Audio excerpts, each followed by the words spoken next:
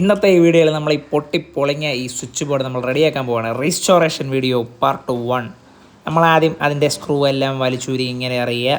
പൊളിച്ച് പറക്കി നോക്കിയപ്പോൾ എൻ്റെ പൊന്നെ ഇതിനകത്തൊന്നുമില്ല, എല്ലാം കൂടെ പൊട്ടിപ്പൊളിഞ്ഞ് പാളിസായി കിടക്കുവാണ്. അവിടെ നിന്ന് ഓരോ സ്ക്രൂ ഒക്കെ നമ്മളിങ്ങനെ ഊരി നമ്മുടെ സോക്കറ്റും സ്വിച്ച് എല്ലാം നമ്മളിങ്ങനെ വേർപെടുത്തി എടുക്കുവാണ്. കാരണം എന്ന് വെച്ച് കഴിഞ്ഞാൽ നമുക്ക് അതൊക്കെയാണ് റീപ്ലേസ് ചെയ്യേണ്ടത്. അതിൻ്റെ പൊട്ടലും ബാക്കി കാര്യങ്ങളെല്ലാം ഞാൻ കാണിച്ചു തരാം, അതിൻ്റെ കണ്ടീഷനെല്ലാം ഞാൻ കാണിച്ചു തരാം. ഇത് കണ്ടില്ലേ, എല്ലാം പൊട്ടി നാശക്കോട്ടയായിരിക്കുകയാണ്. ഇപ്പോൾ നമ്മൾ നോക്കുവാണെങ്കിൽ കാണാം, അത് ഒന്നിനും കൊള്ളത്തില്ല. കണ്ടില്ലേ, വേസ്റ്റ്. ബാക്കിയുള്ള സോക്കറ്റിൻ്റെ അവസ്ഥ അത്ര മെച്ചമൊന്നുമല്ല. കണ്ടില്ലേ, എല്ലാം പൊട്ടിപ്പൊളിങ്ങനെ ഇരിക്കുന്നത്. അപ്പോൾ ഇന്ന് നമ്മൾ ഹൈഫൈയുടെ അടിപൊളി ഒരു സോക്കറ്റാണ് നമ്മളിന്ന് ചൂസ് ചെയ്തിട്ടുള്ളത്. ഏതാണ്ട് മാർക്കറ്റ് വില അനുസരിച്ച് നോക്കിക്കഴിഞ്ഞാൽ ഒരു 80-85 രൂപയുടെ പ്രോഡക്റ്റാണിത്. അപ്പോൾ ഇത് നമുക്ക് ഇളക്കിയിട്ട് നമുക്ക് ബാക്കി കാര്യങ്ങൾ നോക്കാം. അപ്പോൾ ഇതിലിപ്പോൾ നമുക്ക് വരുന്നത് ഒരു കോംബോ സെറ്റാണ്. സ്വിച്ചും അതിൻ്റെ ഒരു സോക്കറ്റും കൂടെ ചേർന്നിട്ടാണ് ഇതിൽ വരുന്നത്. അപ്പോൾ നമ്മൾ കണ്ടതുപോലെ തന്നെ നമ്മുടെ ഒരു ആവറേജ് കണ്ടീഷനുള്ള ഒരു സ്വിച്ച് ബോർഡിനെ നമ്മളൊരു പ്രീമിയം കണ്ടീഷനിലോട്ട് മാറ്റാൻ പോവുകയാണ്.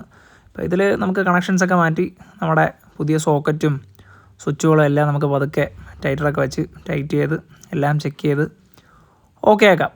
ഓക്കെ, അപ്പോൾ ഏതാണ്ട് നമ്മുടെ ഒരു ഫ്രണ്ട് ഔട്ട്ലൈൻ വരുന്നത് ഇങ്ങനെയാണ്. നമ്മളൊരു സ്വിച്ച് കൂടെ അഡീഷണൽ മാറ്റിയിട്ടുണ്ട്.